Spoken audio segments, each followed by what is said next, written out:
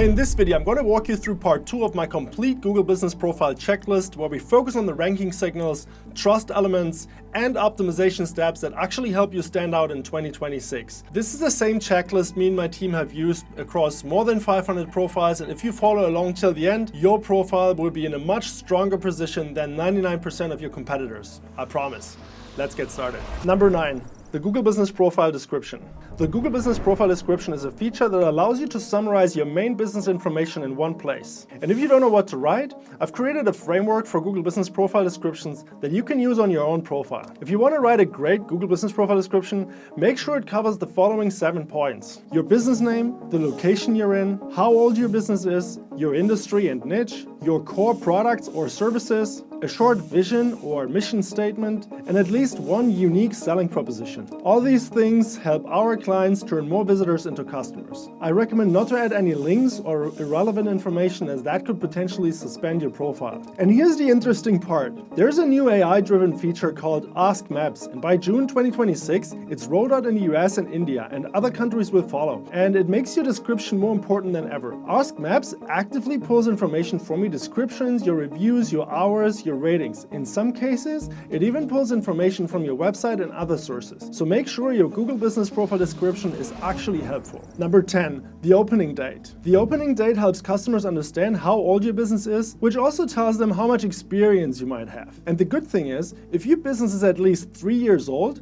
Google will show a little snippet in the local search results that shows something like 3 years in business, 9 years in business, or 20 years in business. So it's definitely worth adding your opening date to the profile. Number 11, highlights and attributes. You can find the highlights and attributes section in the More section under Edit Profile. This is where you show things like whether you're a small business, or if your business is veteran owned or black owned or Latino owned. It's also where you show whether you have wheelchair access, gender neutral restrooms, or free Wi-Fi, and how your parking situation is. The highlights and attributes can even pop up on your Google listing and make it easier for searchers to make a purchase decision. These highlights and attributes are ranking factors, so you should choose them wisely. Only add the ones that truly fit your business. Don't add any attributes that don't apply to you, because that can backfire. If a potential customer searches for a business with a certain attribute and finds you, but you don't actually offer it, that can lead to a negative review. And this is obviously something you want to avoid. Number 12, services. If you run a service business, the service section is a strong ranking factor. The services you list there actually affect your rankings, and you can add a description to each one of them to make them more appealing and increase your conversions. Just keep in mind, these services don't show up on most desktop searches. They mostly show up on mobile local search and on Google Maps on mobile. Be very precise here. Always place each service under the category it belongs to, so your profile is well structured. For example, if you're using towing service as one of your categories, only add services that have to do with towing, like car towing, battery help, car lockouts, or fuel delivery. Really anything that fits that category. Each of these services will back up your category, which makes your Google profile more reliable in Google's eyes. Number 13, activities. Some profiles like retreats or holiday businesses have an extra activities tab. This one is a strong ranking factor too. It lets you add an activity name, a description of the activity, whether it's an adult activity, the price, and the booking URL. Google also gives you some features you can add to each activity, like instant confirmation, a mobile ticket, free cancellation, or an audio guide. I would recommend adding as many relevant activities as you can, so you can show up for as many keywords as possible. Just keep them highly relevant. Number 14.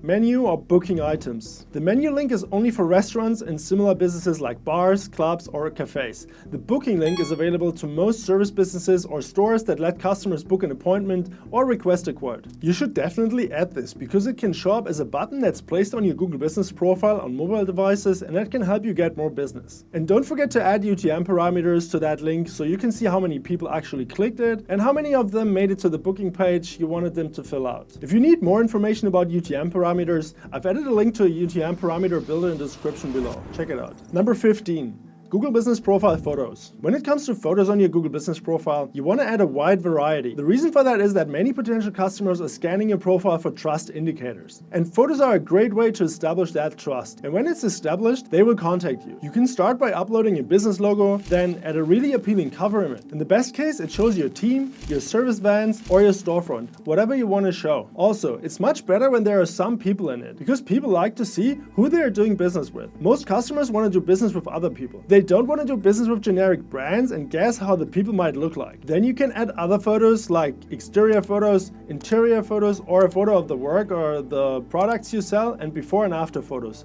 Before and after photos work really well. So be sure to add all these types: logo, cover, exterior, interior, team, work, products, and before and after. Another thing that's really important is the quality of your photos. They should be high resolution and well taken. What I mean by that is, remove your worst looking photos, because your business only looks as good as your worst photo, even older photos. It's a mistake to think customers are interested in your history.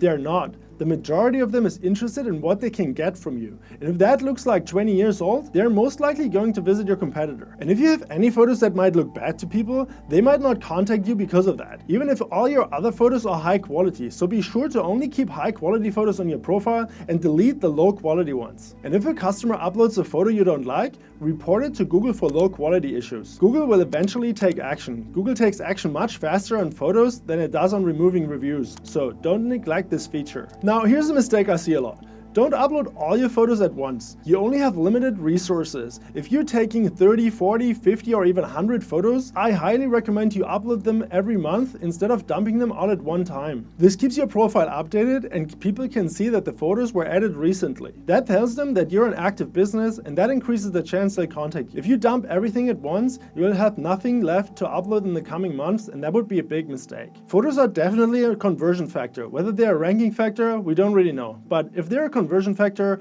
and more people take action and call or contact you, then photos can easily turn into a ranking factor too, because the engagement on your profile is a ranking factor by itself. Number 16, videos. You should definitely upload at least one video to your Google Business profile. It should be high resolution so that it can be viewed on all screen sizes. Totally okay to use your smartphone to record a simple high resolution video and upload it to your profile. You can show work videos, customer testimonial videos, and anything that looks appealing and shows potential customers who they are doing business with. Show them what kind of people work for you, what services you offer, and what your storefront looks like. Show them the whole picture. This can increase your conversions by a lot, especially on mobile. When people scroll through their feeds on Google Maps on mobile, they can see a moving video in a second visual position in many cases. Google might change this from time to time, but right now the video autoplays in a second spot. That can be a great hook to get people to stop scrolling and contact you instead of a business that didn't upload a video. Google tells you the video should be a maximum of 30 seconds and 75 megabytes, but I can tell you we've successfully uploaded videos longer than 30 seconds. And here's one more tip. You don't want to entertain people with your Google Business profile. What you really want to show them is how trustworthy you are and what kind of authority you have. You want people to take action on your profile, not get entertained by funny videos. The main goal is to increase the trust in your business so that this reflects in your conversion rate. Alright, this was part 2 of my ultimate Google Business profile checklist. If you want to learn more about Google Business profile tactics, subscribe to the channel. And if you haven't watched part 1, you can do so now. Thank you for watching, and I'll see you in part 3. Bye.